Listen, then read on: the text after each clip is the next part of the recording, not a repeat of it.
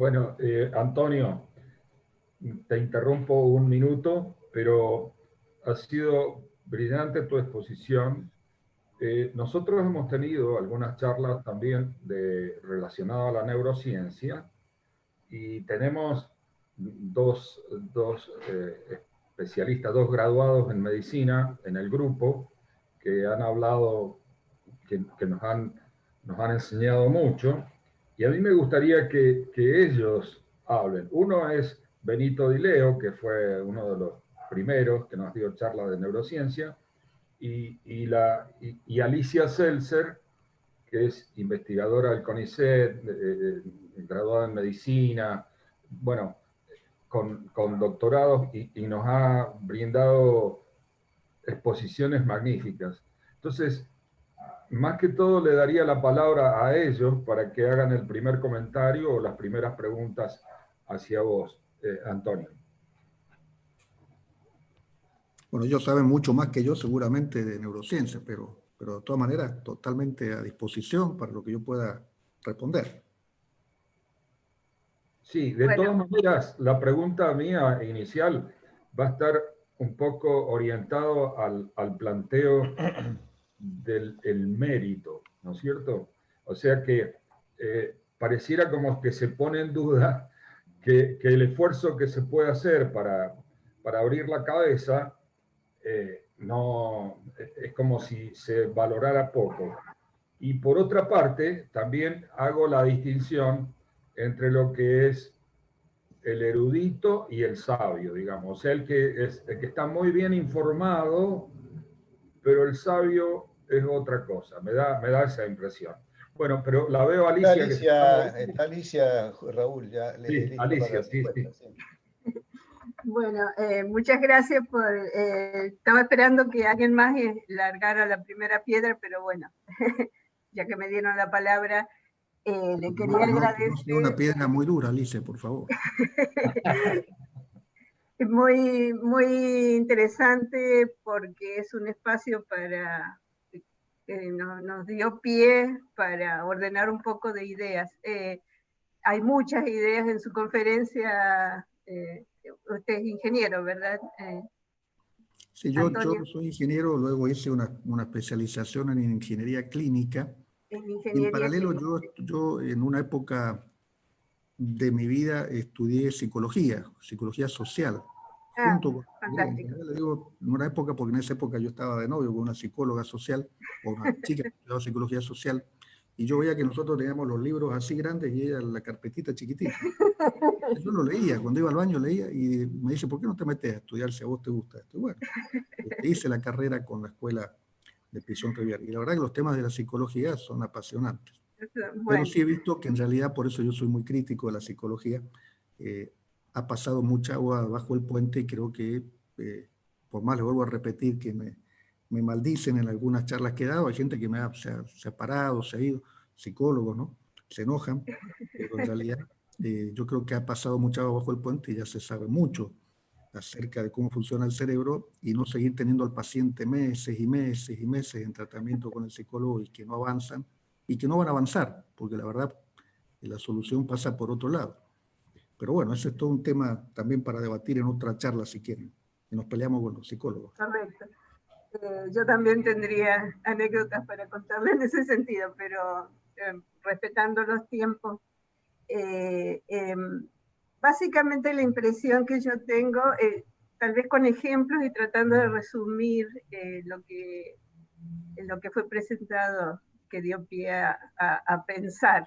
El rol del docente, que es algo que nos interesa a todos, porque yo le cuento, la gente, algunos de los que han estado presentes en las charlas anteriores, nos hemos presentado, nos hemos dicho, yo soy docente de una carrera de bioingeniería. Doy histología y anatomía en una carrera para formar bioingenieros, ¿no es cierto?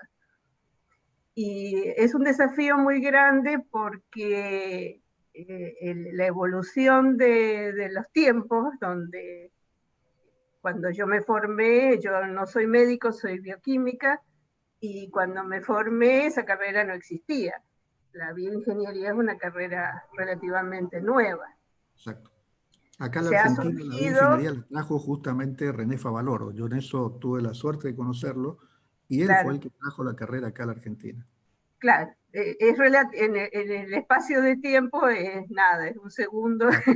No, hace un segundo atrás que fueron creadas tal cual, tal cual. las carreras estas, lo cual implica una nueva forma de pensar, porque no podemos darle todo. Cuando yo me enfrenté al primer programa que me dijeron, bueno, tenés que dar esto, y el programa que me tiraron era un programa eran 2 materias, monstruo, anatomía e histología, que son 2 materias prácticamente anuales para los médicos, y yo las tenía que dar en un periodo de un cuatrimestre.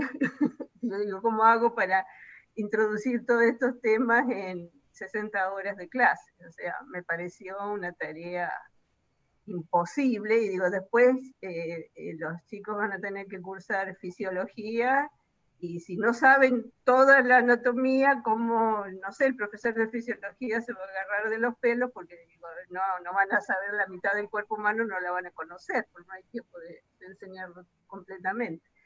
Entonces es un gran desafío decir, ¿qué le enseño a los chicos que van a ser ingenieros? O sea, no sé si enseñarles a nivel molecular, a nivel celular, a nivel anatómico, morfológico. O sea, hay muchos niveles a los cuales enseñarles estos conceptos biológicos, ¿no? O sea, o le damos una ensalada de conocimiento, o le damos todo superficialmente. Y lo mismo les debe pasar a los profesores de las matemáticas y de física y de otros conceptos, que de todo ese montón de conocimientos, que cada vez es más, porque Da Vinci tenía un libro gordo, pero nosotros tenemos millones de libros gordos que tenemos que transmitir a la altura del conocimiento. Ya el conocimiento no cabe en un librito, ni una materia cabe en un libro. Ya el espacio de conocimiento se está desbordando, digamos, de los contenedores. Y a tal punto que ya los conocimientos, y el ejemplo más, ya están en la red, ya están en los sitios, ya sobrepasan al Google. El Google es un sector del conocimiento nada más en el hemisferio occidental. Hay otras plataformas que están en simultáneo ocurriendo en el resto del mundo, con otra cantidad de conocimientos que por ahí podemos acceder, y capaz que no nos alcance la vida para lograr acceder a todo. Y bueno, ¿qué le podemos decir a los alumnos? Bueno, ¿qué hacen ustedes? El rol del docente, a mí me parece que en este momento no es transmitir o trasplantar conocimientos de un cerebro al cerebro de los alumnos. Eso es lo que veníamos haciendo, digamos, en la educación del siglo XIX, XX, la que nosotros conocimos y la que recibimos nosotros en nuestra universidad. El profesor trataba de trasplantar lo que él más o menos interpretaba de 3, 4, 5 textos, los digería y más o menos se los planteaba y los pintaba en el pizarrón y trataba de explicarle al alumno eso. Y eso más o menos así nosotros nos hemos formado. Pero ahora eso ya no sirve, según lo que planteaba usted, ingeniero. En este momento eso ya quedó como fuera de época, porque se nos ha venido un aluvión de conocimiento complejísimo. ¿Y qué hacemos nosotros frente al alumno? Le enseñamos a ir a las fuentes correctas, les enseñamos un mecanismo de procesamiento de información, le enseñamos algo muy importante. Yo creo que el docente tiene que cumplir un rol muy importante, que es seleccionar de ese montón de conocimientos qué es lo correcto y qué no es lo correcto. Y lo voy a dar con un ejemplo. ¿Qué nos ha pasado a todos nosotros en los últimos 7 meses de cuarentena?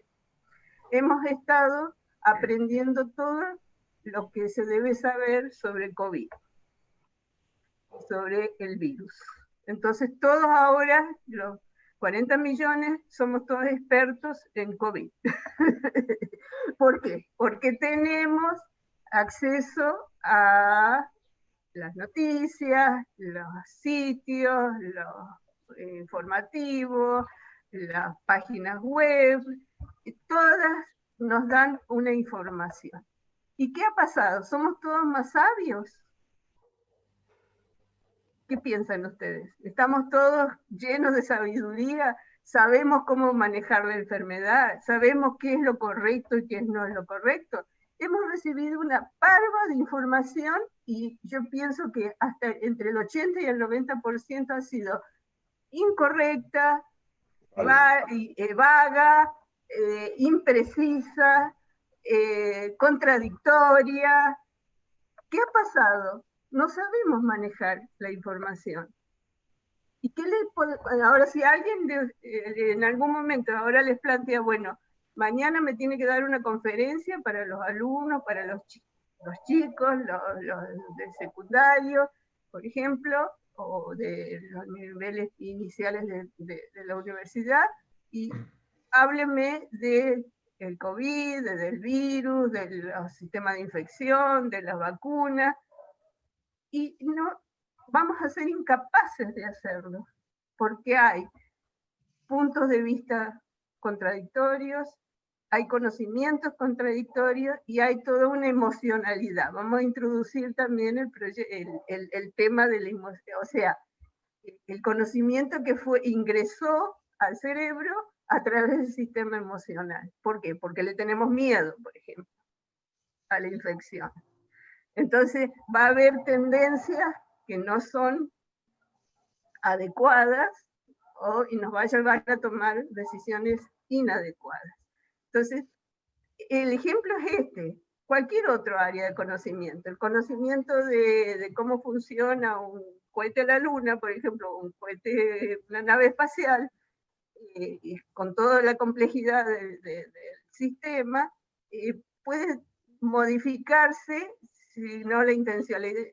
según la intención emocional. O sea, ¿para qué vamos a usar ese viaje espacial? ¿Para mejorar la calidad de vida de la gente que habita en la Tierra, o para modificar o con intenciones de, no sé, conquistar el espacio con fines no apropiados? O sea, todo tiene como un doble mensaje. O sea, ¿qué vamos a enseñar? Vamos a enseñar que se aprenda de cualquier forma todo lo que hay y que el alumno decida cuál es el conocimiento correcto finalmente. Nosotros le vamos a presentar todo, o le vamos a dar todo controlado. Como básicamente, por ejemplo, el sistema científico tiene un sistema de control por pares, o lo que se llama el peer review. O sea, cuando uno manda un avance en el conocimiento, uno se lo envía con el criterio propio, y van a ver jueces, digamos, o reviewers, que van a dar su opinión, si eso se ajusta a los principios de la ciencia o si es un disparate. La mayor parte de las cosas que se publican, o muchas de ellas, contienen grandes errores, grandes equivocaciones o formas muy parciales de ver un problema. Entonces, yo voy a tratar de interpretar un poquito lo que usted plantea. ¿Quién controla? Claro. ¿Cómo lo damos? ¿Cómo vamos a dar el conocimiento? Lo que usted plantea. Yo primero creo que los sistemas educativos tienen que sincerarse.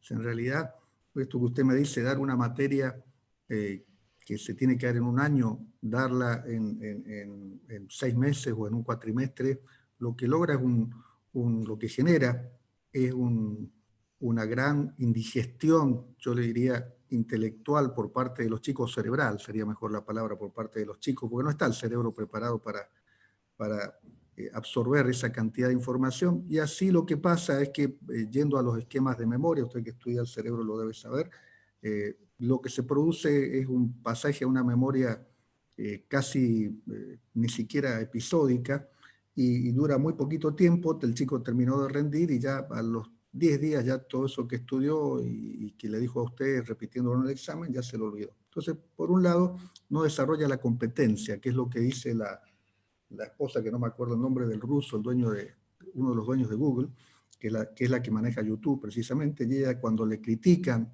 esto, que ella es muy denostativa del sistema educativo tradicional, ella dice, bueno, demuéstrenme que los chicos realmente salen con las competencias que sus diplomas les dicen.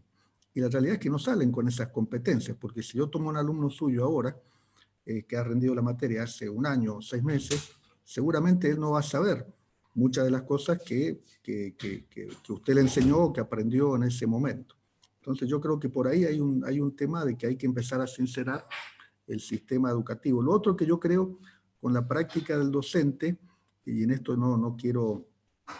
Yo creo que el docente tiene que cambiar el rol, pero hay algo que es muy importante en el docente y es su maestría en lo que hace.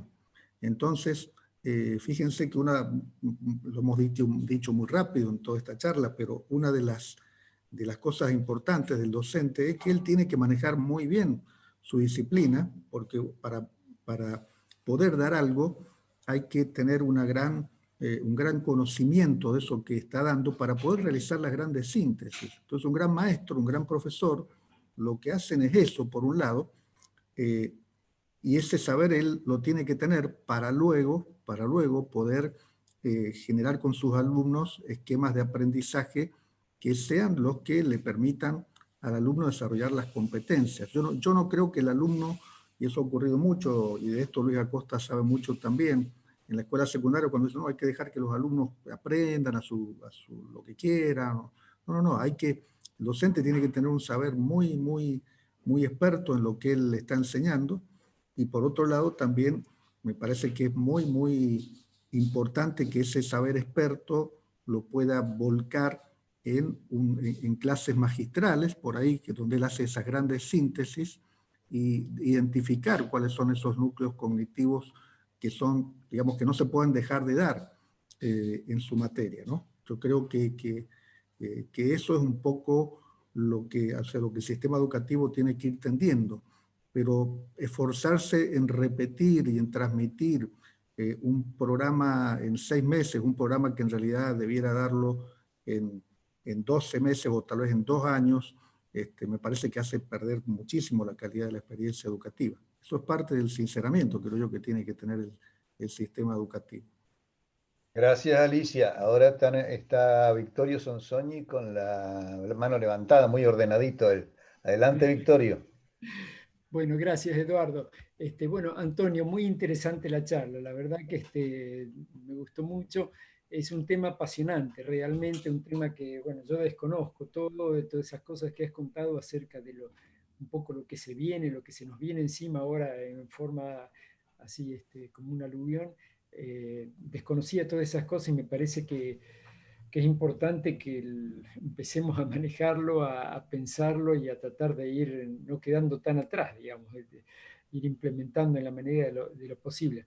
Con respecto un poquito a lo que decía Alicia también, o lo que estaban hablando, digamos, de qué enseñarles y todo, yo creo que una cosa también importante es que en esa tarea de mentores, así digamos, de gente experimentada, un poco del maestro que toma al aprendiz para enseñarles algo, tenemos que también capacitarlos para que ellos aprendan a aprender solos, digamos, ¿no? Porque con nosotros van a estar sin...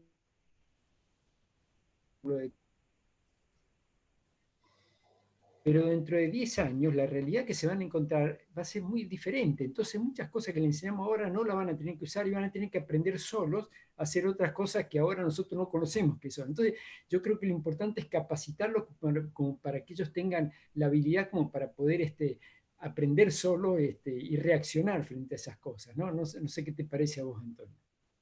No, totalmente de acuerdo.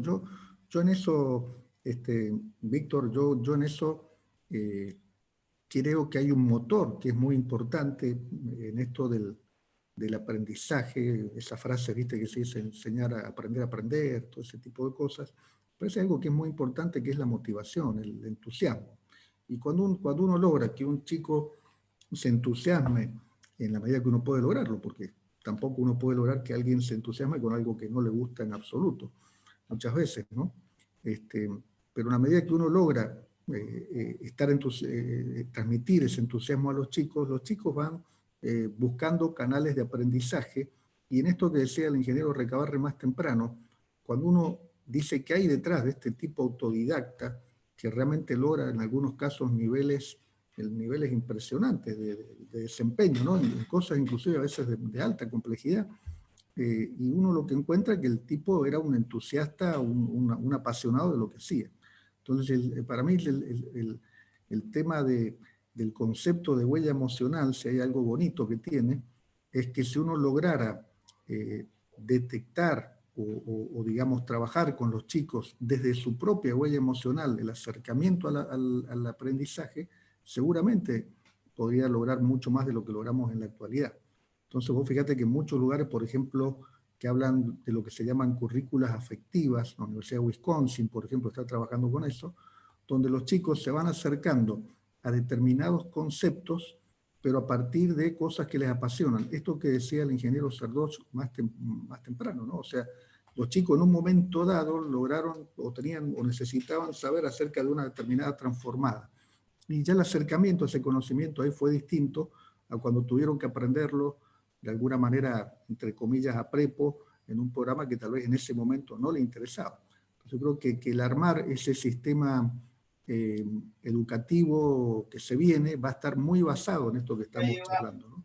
Porque va a ser mucho más libre, los chicos van a transitar en ese ecosistema por distintos trayectos y los van a poder acreditar, que eso es lo otro importante, porque por ahí el tema complejo es no poder, o sea, pensar que solamente el chico que tiene un diploma universitario es el que sabe sobre ese tema en particular, cuando en realidad por ahí él ha logrado aprender desde otros esquemas, y el tema es que ahora lo acredite, y eso es lo que están trabajando estas nuevas empresas, ¿no? Pero sí, yo creo que hay que trabajar mucho la parte del enseñarle a los chicos a aprender, pero me parece que la llave es que ellos descubran sus propios entusiasmos y descubran sus propias pasiones, ¿no? Por decirlo de alguna manera. Gracias, Victorio. Le damos la palabra a Luis Acosta, que hace rato me está levantando la mano, pero hay una herramientita para mostrar la mano levantada. Úsenla, por favor, todos, para poder hacer las cosas con mejor orden. Adelante, Luis. Bueno, Antonio, la verdad es que un placer escucharte. Más de 30 años que trabajamos juntos en muchos temas de educación, y como lo que se ha estado charlando ahora y que lo han nombrado varias veces, las competencias. Perdón, Luis, me está saliendo muy feo el audio. ¿Puedes cancelar el video? Porque de esa forma muchas veces mejora. Porque no sé, ahí está. Adelante. A ver, ¿me escucha bien? ¿Me escucha mejor? No, estamos entonces con un problema de micrófono, de cable. En tu caso, mientras tanto, resuelves eso, le vamos a pasar a Adolfo Anunciata, que nos está levantando la mano también. Hay muchísimas preguntas. Sí, muchísimas preguntas. Gracias. Ingeniero, brillante su charla, muy explicativa, muy clara. Y me parece que ha tocado puntos realmente sensibles. Yo tengo la impresión, y me gustaría saber su opinión al respecto, en que hay todo un avance en un tema de neurociencia y neurociencia aplicada a la educación, que es como un universo. Y hay un universo paralelo que es la escuela primaria, la secundaria y la universidad, y no encuentro la forma en que una vaya impregnando a la otra, donde el rol del docente debiera ser el primero en, digamos, en involucrarse o empaparse de todos estos nuevos conocimientos que realmente son un aporte tan valioso para el sistema educativo en general. Y si bien es cierto, como usted dijo, que el hombre empieza a aprender en el embrión y termina cuando se muere, o sea, toda su vida está aprendiendo como un proceso biológico permanente,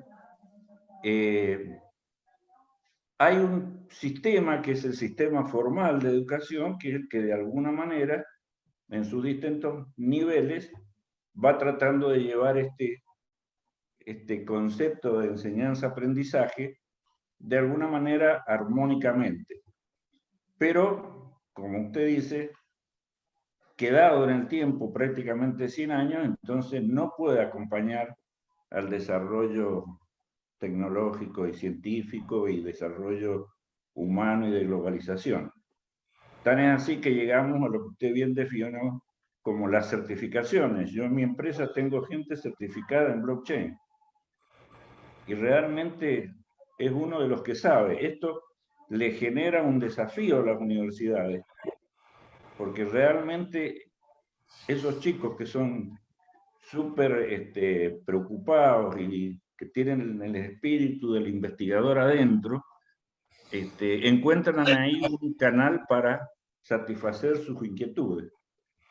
Y esto también nos plantea un problema como país, porque en la medida en que esto se generalice, esos jóvenes son perfectamente tentados por empresas del extranjero, porque son capaces de pagarle el doble o el triple de lo que pueden ganar acá, y nos va a terminar pasando lo del fútbol, que la selección argentina tiene 11 jugadores, de los cuales 9 juegan en el exterior y 2 en la Argentina. Y esto es un tema que realmente nos debe preocupar como país y como egresados universitarios que hemos sido los beneficiarios de este sistema y que hemos podido lograr con altibajos, con problemas, con obstáculos, con dificultades, pero somos realmente beneficiarios y privilegiados en ese sentido. Y creo que tenemos el deber y la obligación de poder transmitir estas preocupaciones para que sean tomados en cuenta. Es bastante difícil porque uno hace 20 días empezó a hablar de una nueva ley de educación en la provincia de Mendoza y estoy seguro que ninguno de los que estamos acá, o casi seguro, fue consultado para ver si tenía algo que decir.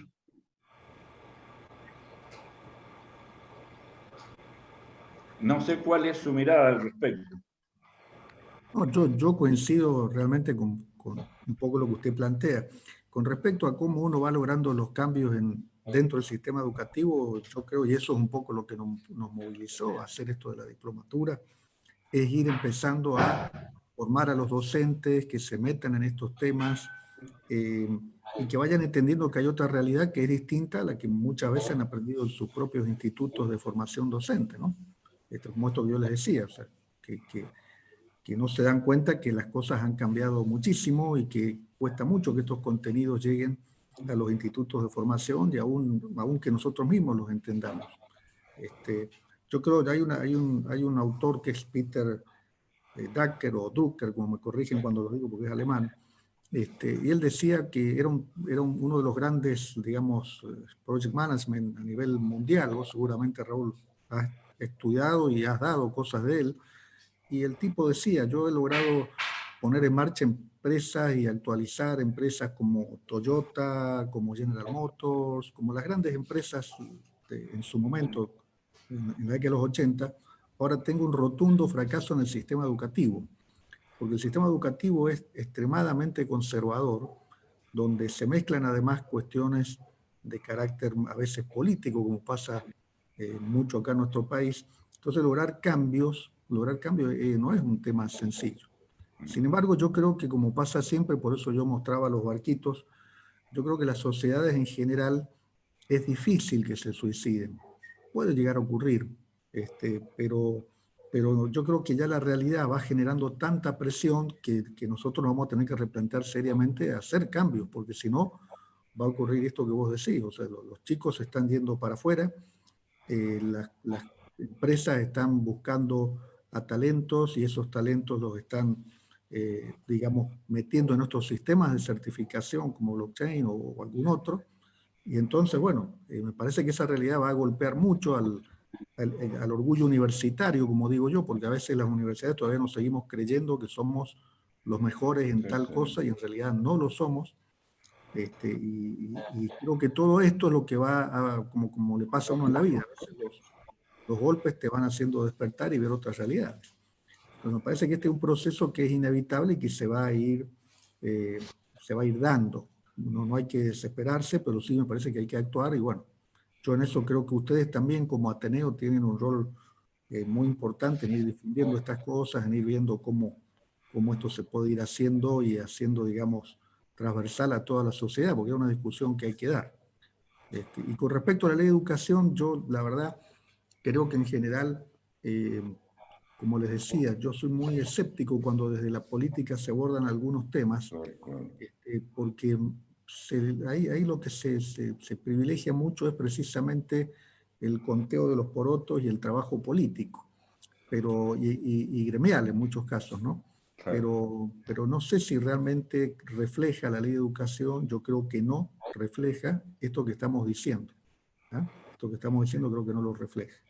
Entonces, me parece que el proceso va a ser largo, va a ser un proceso, el proceso de cambio nuestro va a ser largo, y creo que por ahí lo que sí veo es que, yo lo planteaba el otro día en una reunión de comisión de posgrado en la universidad, donde se cuestionaba si una persona que ha hecho una maestría en una plataforma a distancia, dada por una universidad del exterior, se le debía reconocer ese título o no.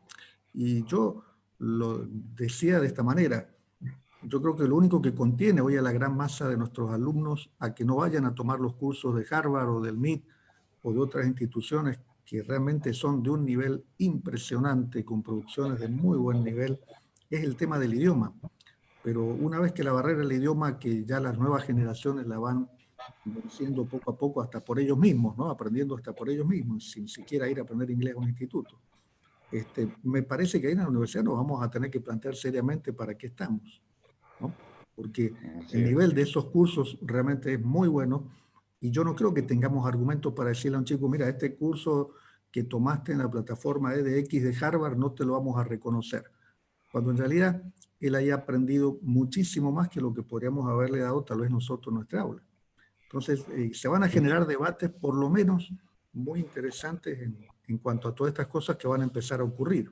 O un empresario, vos que sos empresario, vas a decir: yo lo que quiero es un pibe que sepa hacer estas cosas. Si viene de Harvard, si viene del MIT, si viene de acá del barrio, qué sé yo, La Favorita, pero el pibe es un apasionado del tema y tiene estas competencias, y coloco al pibe del barrio La Favorita, ¿qué me importa lo otro? O sea, por eso un poco hoy se habla de las sociedades del saber hacer más que del conocimiento. O sea, demostrar lo que se sabe hacer va a tener mucho más valor que una insignia o que un símbolo académico.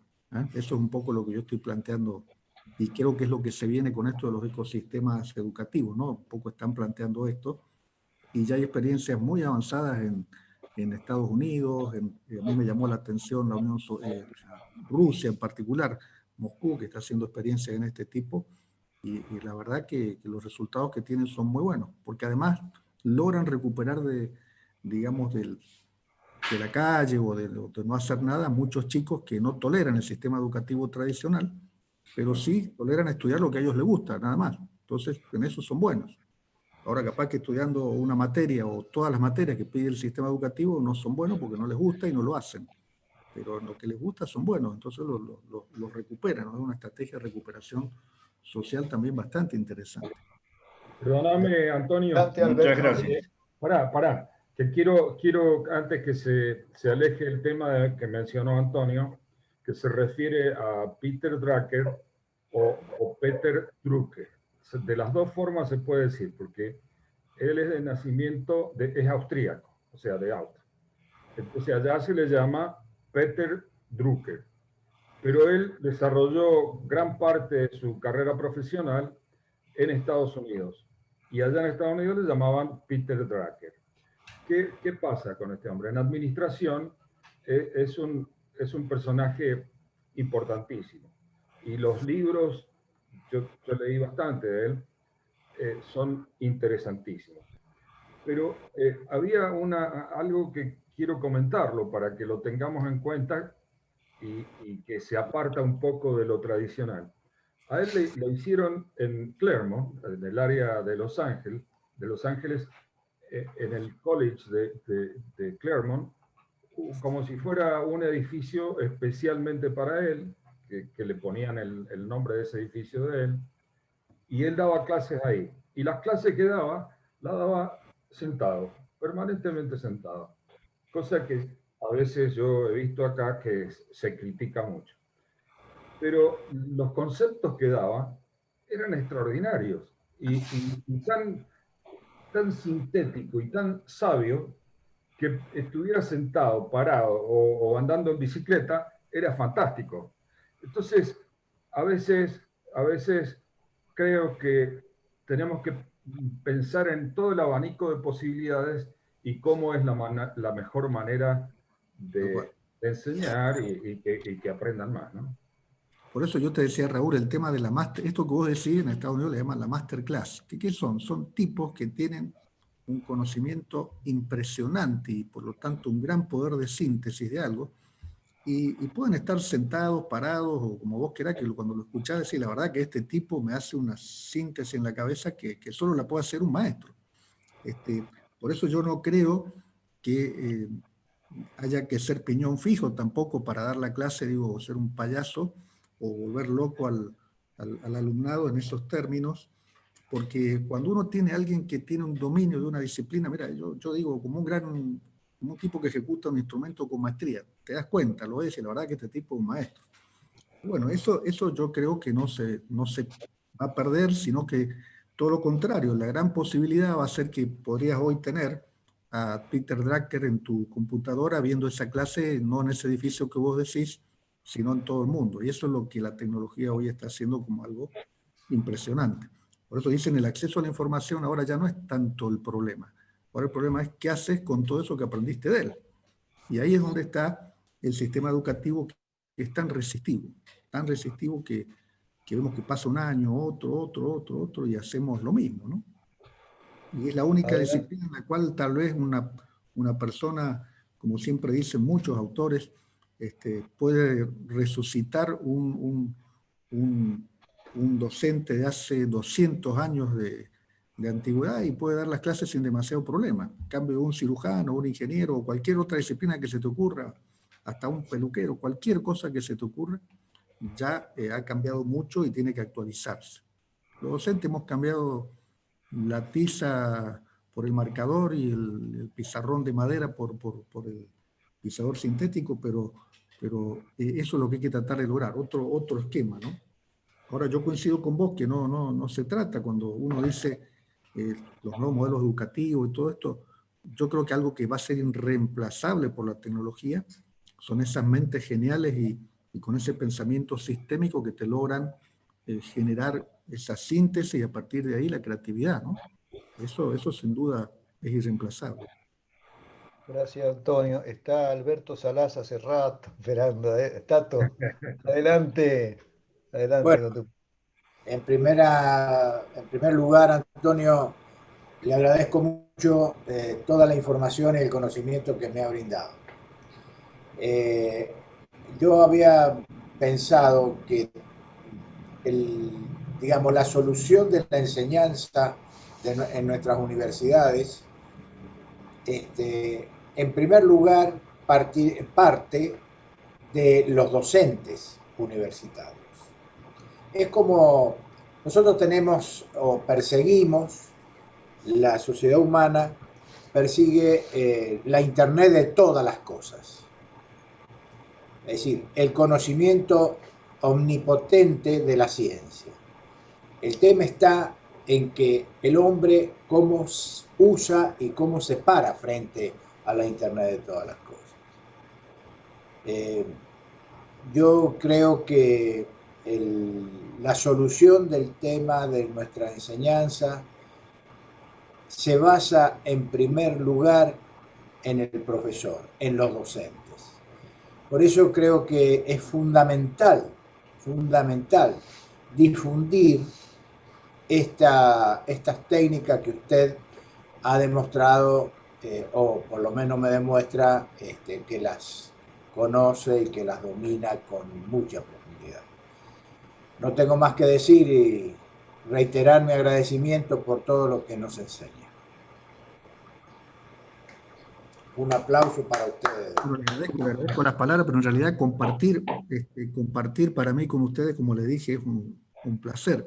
Hay una estrategia, uno de los tantos modos que tiene el cerebro de aprender, es el que le llaman peer-to-peer, compañero a compañero. O sea, muchas veces esto que les decía, los tipos que hacen estas grandes masterclass, en un nivel determinado, dicen, ahora se van a enseñar entre ustedes. ¿Ah? Que también nosotros lo hacemos y a ver, es como que a veces nos explica un compañero algo y lo entendemos mejor si que por el lenguaje, por la afinidad, porque bajamos la resistencia emocional. Entonces, para mí compartir con ustedes esto es en ese estilo, del peer-to-peer, ¿no? Compañero a compañero. Y lo otro, yo creo que coincido, creo que no hay otra manera, por lo menos yo no la veo, de ir metiendo a los docentes en esto, a que le pierdan el temor a estas cosas, que no son cosas complejas, pero para nada, sino que son muy prácticas en algunos casos, y romper ese hielo que yo coincido totalmente. La piedra angular de la educación, sin duda, es la relación docente-alumno, es ahí donde se juega todo. Entonces, bueno, hay que comenzar, y sí creo que los sistemas que nosotros tenemos son sistemas muy, muy difíciles de cambiar. Yo digo siempre, hablo de la oruga procesionaria, que es un bichito que lo que hace siempre es seguir al que va adelante. Uno coloca una oruga y la oruga siguiente, y entonces la que va detrás siempre sigue a la primera y se hace un círculo de orugas, van permanentemente dando vueltas, no cambian, no modifican. Y en el caso del sistema educativo un poco ocurre eso, ¿no? O sea, es muy difícil que cambiemos porque tratamos de imitar lo que el otro hizo y tenemos miedo de que si lo cambiamos pasa algo. Y además las grillas de evaluación, que es lo que yo por ahí discuto mucho, con la que evaluamos a nuestros docentes en los concursos o a los mismos investigadores en los sistemas de ciencia y tecnología, son terriblemente conservadoras. Entonces hay que cambiar, los cambios del sistema, a ver, tienen que ser sistémicos, además del cambio del docente. Y eso va a llevar años, eso sin duda va a llevar años. O bien puede venir un cataclismo como fue esta pandemia y obligarnos a hacer cambios así a la fuerza, ¿no? Yo digo, cataclismo puede ser esto que decía recién Adolfo Anunciata, que nos demos cuenta que nos estamos despoblando de talentos, que ya esto es un desastre, que no tenemos manera de levantar el país. Bueno, pueden ocurrir esas cosas y por ahí reaccionamos como sistema y decimos, bueno, tenemos que empezar a cambiar, si no, la cosa se complica. Gracias, Alberto. Está Alejandra con muchas inquietudes, veo en el chat, así que les voy a dar la palabra para que lo exprese directamente, porque es más difícil leer todas las preguntas. Alejandra, adelante, por favor.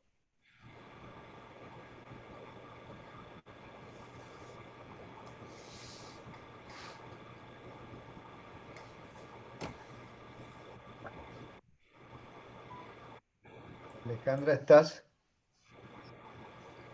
Bueno, yo la veo sin dice, micrófono, la veo, pero no la veo con micrófono. Sí, no, bueno, pero no lo activa. Bueno, voy a leer lo que dice. Dice que hay muchísimos docentes que están actualizados y usan diferentes estrategias, que es muy complejo el tema de la educación con un contexto social tan complicado. Es mi obligación como moderador darle paso a todas las inquietudes porque muchas veces hay algún problema técnico que inhibe a la persona con inquietudes. Así que adelante con la respuesta si tenés algo, Antonio, para eso. No, yo coincido totalmente con Alejandra. Este contexto educativo ni al docente mismo lo estimula para aprender. Por eso yo creo que va a ser un proceso muy lento, sin lugar a dudas. Ahora, también es cierto que los contextos educativos, a ver, los seres humanos actuamos en contextos a veces muy favorables y a veces también actuamos en contextos muy desfavorables, porque la misma tragedia nos obliga a actuar. Y si hay algo, como yo les decía, al cerebro lo mueven dos cosas, sobrevivir y pervivir. Pervivir es buscar la pareja y reproducirse. Entonces, la necesidad de sobrevivir también es de las sociedades. Y en ese sentido me parece que los docentes, también hay un grupo grande de docentes, ustedes me están aguantando acá ya 3 horas. Quiere decir que hay docentes que están muy motivados para ver qué podemos hacer y empezar a generar algunos cambios. Entonces yo en eso tengo una cierta esperanza de que a pesar de lo digamos, complicado del contexto social, a pesar de los líderes políticos que tenemos que dan pena, a pesar de que las universidades tienen claustros tan terriblemente cristalizados y que cuesta tanto hacer algún cambio, me parece que también hay una corriente que se está dando y que me parece que se va a dar cada vez más, que también quiere cambios. Y bueno, ese es el equilibrio y el desarrollo de toda la historia de la humanidad, ¿no? Así que yo suelo tener esperanzas al respecto, porque si no, tampoco, a ver, creo que la historia nos muestra que los seres humanos estamos acá porque hemos ido logrando a lo largo desde la época de las bacterias hasta nosotros, un montón de circunstancias difíciles y desfavorables. Y bueno, esta es una más que vamos a tener que irla superando, ¿no? Gracias, Antonio. Yo he estado conteniendo mi inquietud, mi pregunta, por razones de darle paso antes a los que vienen a alimentar todo esto con sus inquietudes. Pero bueno, yo también tengo algunas mías, una sola nada más.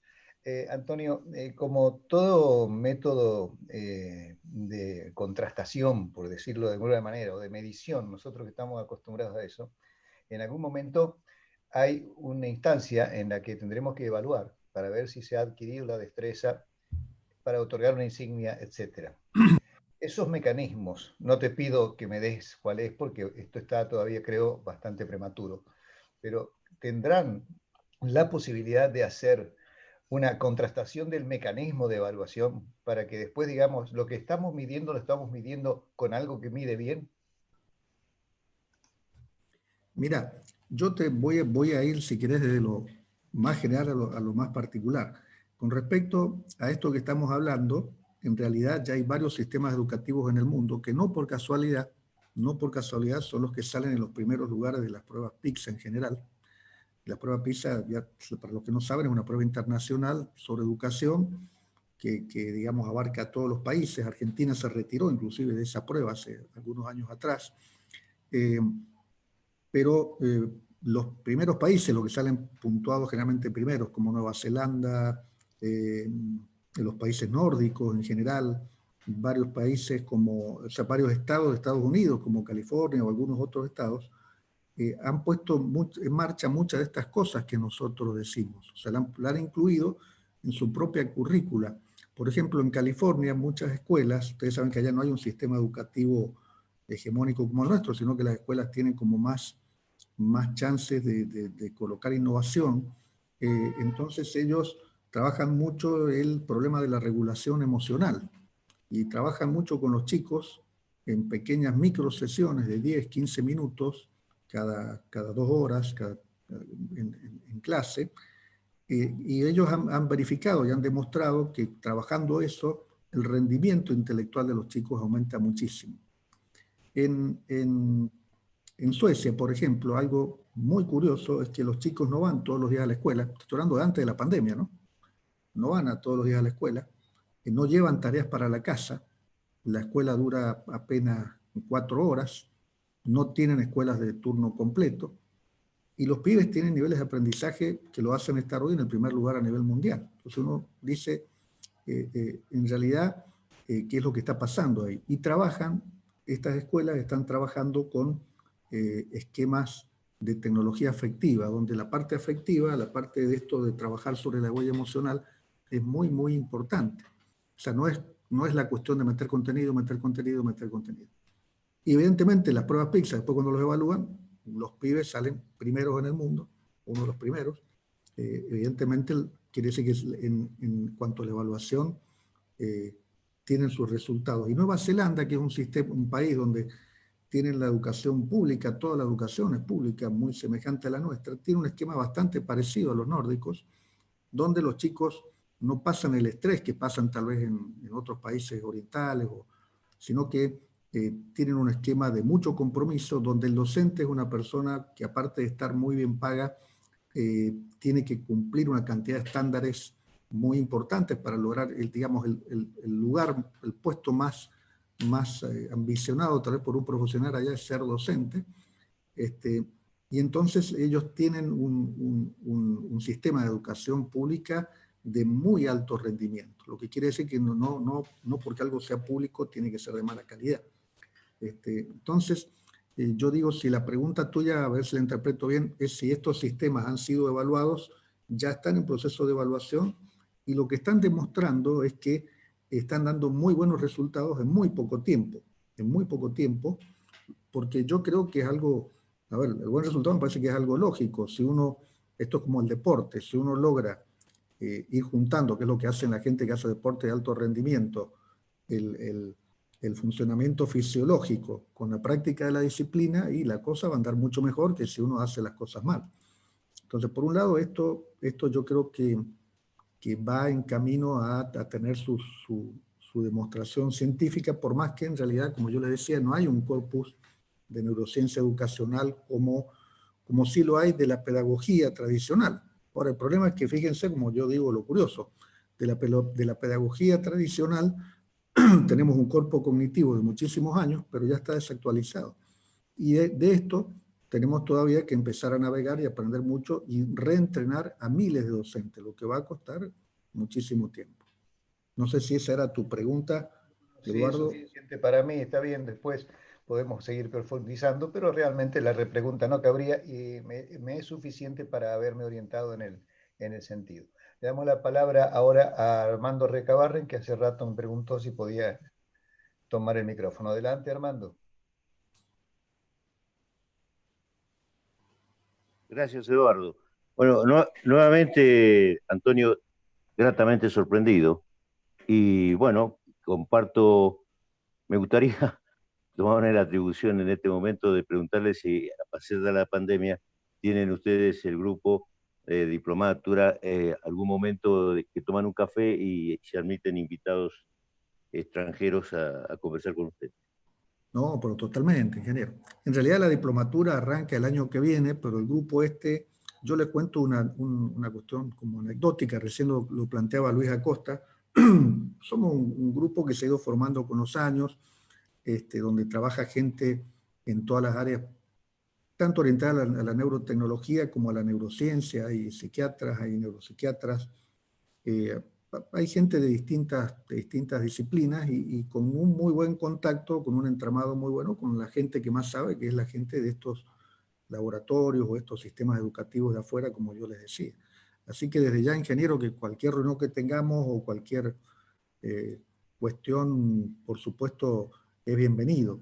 De hecho, nosotros formamos en un momento dado lo que le llamamos, lo que afuera se llama el think tank, que es gente que le gusta pensar sobre una temática, se junta, piensa y hace acciones, ¿no? Nosotros hicimos hace un tiempo unos cursos para docentes que se llamaban Cuidar a los que Educan, que lo que buscan es justamente esto, ¿no? Darles herramientas, en ese caso era justamente herramientas de regulación emocional para trabajar en el aula con los chicos. Y bueno, la idea es ir avanzando en estas temáticas que a veces uno en los organismos del Estado y aún estando en la misma universidad no logra encontrar el espacio, ¿no? Pero bueno, la diplomatura va a ser eso y un poco la idea es que sea un espacio de empezar a trabajar dentro de la universidad estas cosas, ¿no? Ese es un poco el objetivo.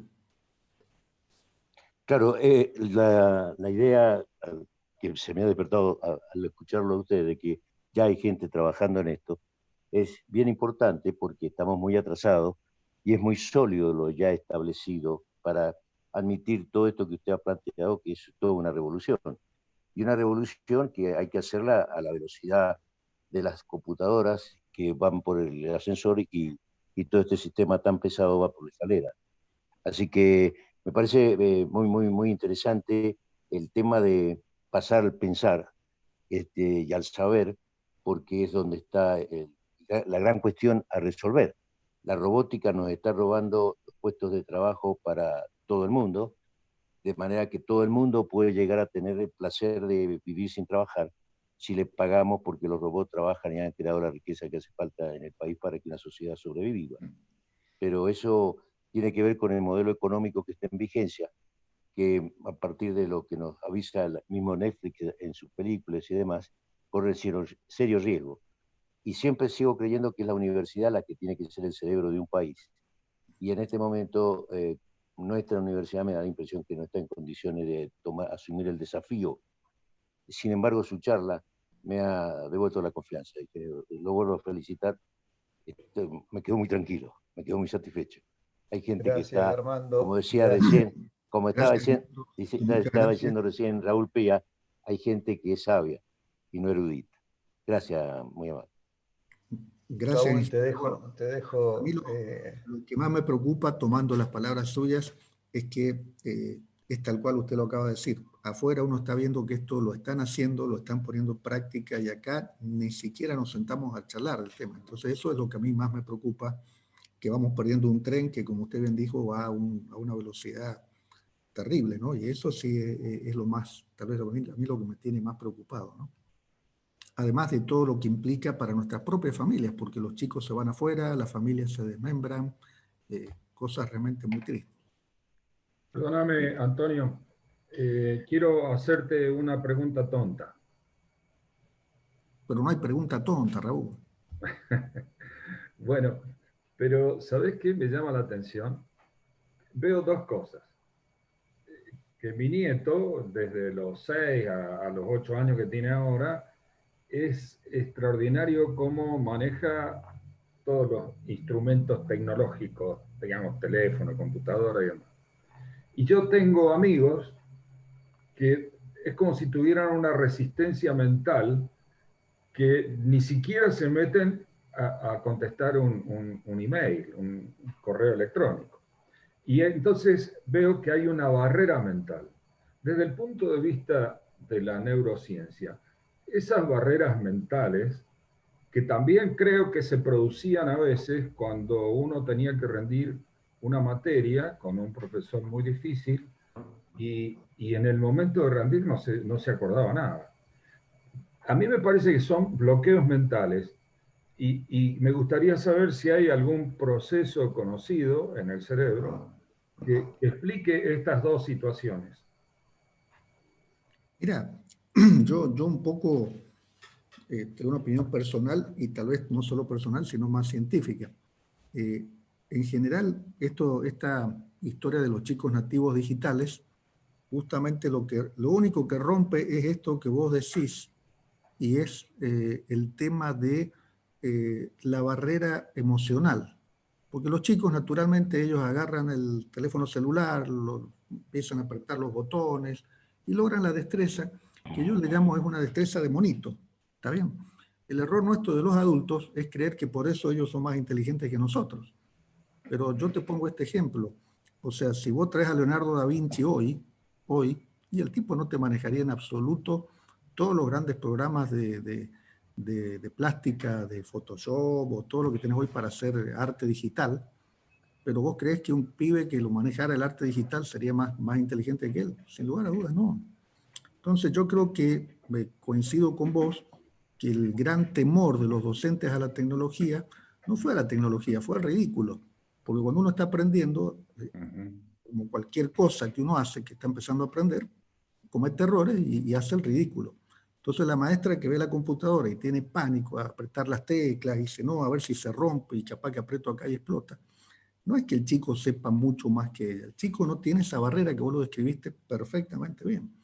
Entonces, me parece que los adultos, lo que no tenemos en cuenta, que lo que te dice la neurociencia, es que los adultos tenemos mucha más facilidad para aprender, que los chicos. ¿Por qué? Porque ya hemos aprendido mucho a lo largo de nuestra historia, y el cerebro, como los músculos, cuanto más aprende, le es más fácil después aprender, tenemos más patrones. Ahora, cuando vas un poquito al nivel de más abajo, que es el nivel emocional, tenemos el temor al ridículo, el temor, y lo otro que nos juega muy en contra es la creencia. El cerebro es capaz de creer cualquier cosa. De hecho, tenés a los terraplanistas que creen que la Tierra es plana, y entonces por ahí creemos que, como nos han dicho todo, porque todo el mundo lo repite como un mantra, ¿viste? No, ya cuando sos adulto esto no lo podés hacer, cuando sos adulto esto otro no lo podés hacer, ya sos un viejo. Y en realidad, si yo te tengo que decir estrictamente desde el punto de vista de la neurociencia, es exactamente al revés. Y yo creo que hay un potencial de materia gris en gente de 50 a 90 años. Fíjate que grandes artistas, tenés Picasso, tenés tipos que han generado teorías científicas de gran envergadura, tipos con 90 años, mientras no tengas una tara mental fuerte, el cerebro tiene mucha capacidad de reserva. Ustedes busquen uno de los mejores matemáticos que hay en el mundo, es un enfermo, una persona que tiene una enfermedad que se llama justamente persona sin cerebro, que demostró que a él cuando le hacen la tomografía ven que no tiene cerebro, tiene solamente una parte mínima del cerebro. Pero aún con eso, que lo descubren cuando él ya es muy mayor, el tipo en matemáticas en Oxford es de los mejores matemáticos que hay en el mundo. Lo que te demuestra que la capacidad del cerebro neuroplástica es impresionante, que es uno de los grandes hallazgos de la neurociencia. Entonces, un poco yendo a tu pregunta, yo creo que no es que por ser adultos nosotros seamos más torpes, somos más torpes por darle como adultos, que los niños eso no lo tienen en cuenta porque no lo desarrollan todavía, y a ellos les pasará tal vez con sus hijos, los chicos no tienen ese pudor tonto de decir, me equivoqué, y entonces ahora toco mal, o hago esta cuestión mal. En el mundo de la música, que yo lo conozco un poquito más, es muy común eso que vos decís. Gente que aprende a tocar dice, no, yo ya no tengo edad para aprender a tocar el instrumento. Y es mentira, es exactamente al revés. Porque aún la plasticidad en los dedos se desarrolla muy rápido, el aprendizaje, si se hace de manera adecuada, se hace también bastante rápido. Y el ser adulto es una ventaja, no es para nada una desventaja. Porque ya tenés patrones sobre lo que vos vas montando el nuevo conocimiento, cosa que los chicos no tienen. Entonces, por ello creo que nosotros hemos, tal vez algunos se me enojan con lo que voy a decir, sobreestimado la capacidad de los chicos en función de haber sobrevalorado esa capacidad motriz, la capacidad del monito que yo le digo, que es la de rápidamente aprender a tocar teclas, a apretar botones y a ver qué pasa. Que en cambio a nosotros nos da más temores. Pero sin lugar a dudas yo te diría que estaríamos nosotros en mejores condiciones que los chicos, ¿no? En ese sentido. No es más que una capacidad motriz visual, si quieres que te lo defina específicamente, la de manejar un instrumento, como cualquier instrumento, ¿no? Puede ser la computadora, puede ser qué sé yo, el teléfono celular, o puede ser un instrumento musical.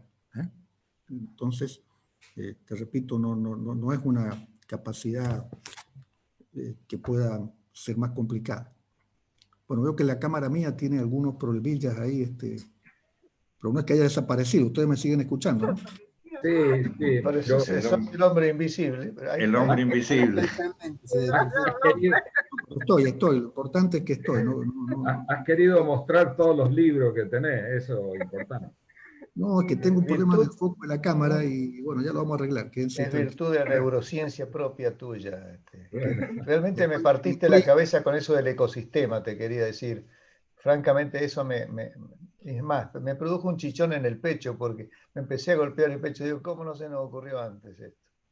Raúl, te dejo para las palabras finales y no hay más preguntas porque se nos está terminando ya el tiempo. Gracias, Antonio. Bueno, en principio lo que hacemos siempre para terminar es no solo agradecerte a vos, Antonio, que verdaderamente has estado brillante, sino agradecer a todos los presentes, porque es con el aporte de todos que tenemos esto. Agradecer también a la UTN, que nos apoya con muchas situaciones, y le voy a ceder la palabra a mi amigo desde los 12 años que empezamos en el liceo juntos y somos amigos y compañeros de esa época, y que fundamos juntos el Ateneo, que es Luis Titarelli, para que te diga él las últimas palabras. Y yo de mi parte te mando un abrazo grande, Antonio, y el agradecimiento de siempre. Bueno, como mucho más de lo que se dijo ya no voy a decir, es agradecer a Antonio de su bondad para hacer una charla en este grupo y decir que realmente el emprendimiento que empezamos con Raúl hace ya 6 años casi,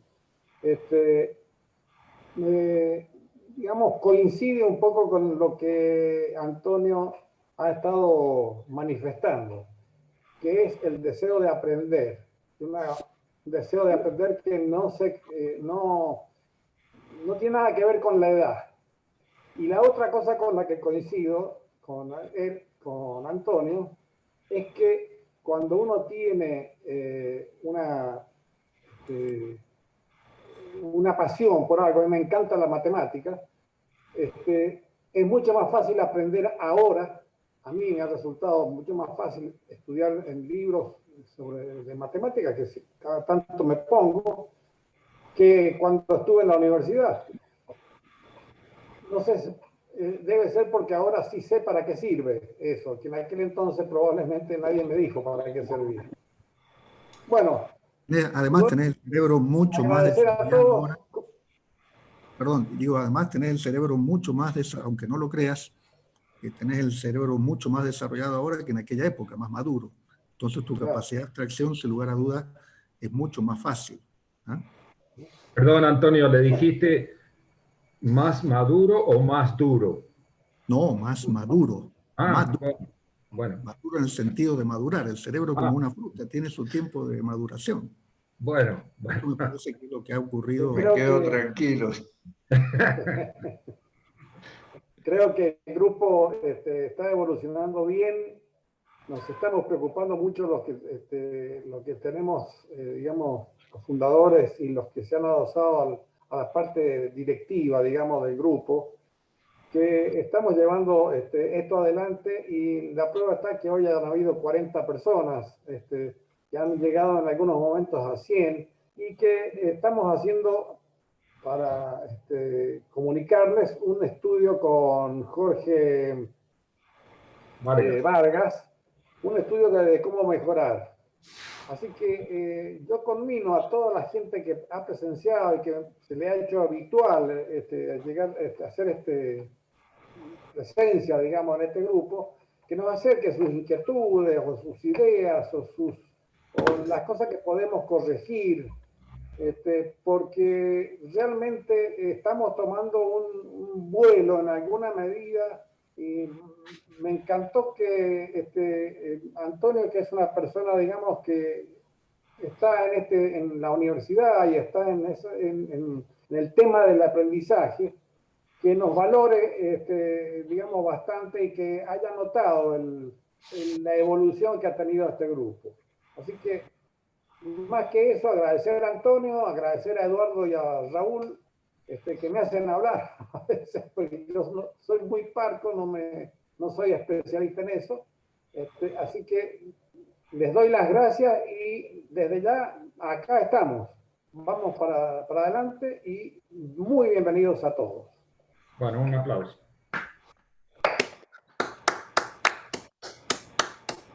Muchas gracias para ustedes también. Como les dije al principio, para mí es una charla más de amigos que conferencia. Y la verdad, yo he visto el proceso de ustedes, y realmente me parece que se nota muchísimo cómo han ido creciendo. Creo que para ustedes, permítanme que les diga algunos, si me permitís, Raulito. Para ustedes, me parece que hoy este mundo, el mundo de las redes sociales, el mundo de las plataformas como esta, les abre una perspectiva que hay que estudiarla y hay que explorarla mucho, porque, como dijo Luis recién, creo que con una promoción adecuada, creo que con una asociación, inclusive con otras organizaciones, esto puede tomar una dimensión realmente espectacular. Y creo que ustedes han logrado lo más difícil, que es un equipo que va definiendo sus engranajes, como yo les decía, en el caso de la persona que les hace los flyers, en el caso de Luis o de otras personas que se encargan del tema de la promoción. Entonces, lograr que un equipo vaya generando esta red interna de funcionamiento, como hace el cerebro, lleva su tiempo, y me parece que ustedes tienen un factor de crecimiento importante, pero me parece que es mucho más importante lo que les queda por crecer, porque es maravilloso. Así que los felicito y les doy las gracias por invitarme a la charla. Gracias, Antonio. Lo que pasa es que a nosotros nos mueve como científicos, y también yendo a la parte emocional que vos has mencionado y recalcado tanto, esa constante universal humana que es el sentimiento. Por eso creo que estamos así. Tal cual, tal cual. Y además porque las grandes cosas, los grandes logros de la humanidad siempre son logros colectivos, porque es muy difícil para una persona solo hacer cosas. Entonces creo que el hecho de que ustedes son un colectivo, me parece que les da también un potencial que no muchas veces está. Y lo otro que creo que los ayuda mucho es que no están inmersos en un sistema como la universidad. A ver, yo en estos no soy tan de halagar a la universidad como mucha gente lo halaga. Yo creo que la universidad es muy importante, estoy y lucho todos los días para mejorarla en lo que puedo, pero también es un sistema muy cristalizado, y entonces como ustedes tienen una libertad, donde el Ateneo no le dicen a ustedes el guión que tienen que seguir, no les dicen a quién invitar, a quién no, o sea, son muy libres, y eso vale muchísimo para poder crecer, y en eso yo los felicito porque creo que las posibilidades que tienen son impresionantes. Así que bueno, un aplauso para ustedes también.